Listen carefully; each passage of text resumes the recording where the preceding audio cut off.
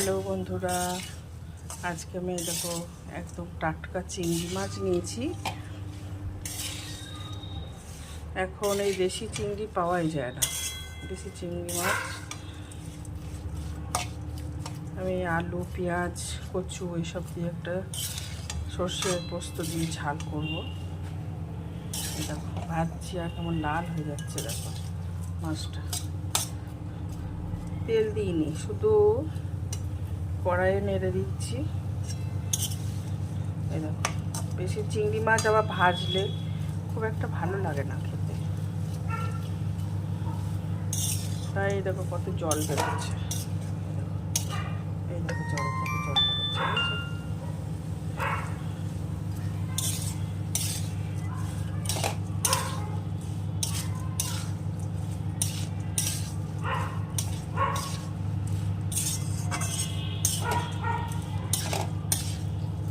তোমাদের কার কার চিংড়ি মাছ খেতে ভালো লাগে আমাকে একটু জানিও।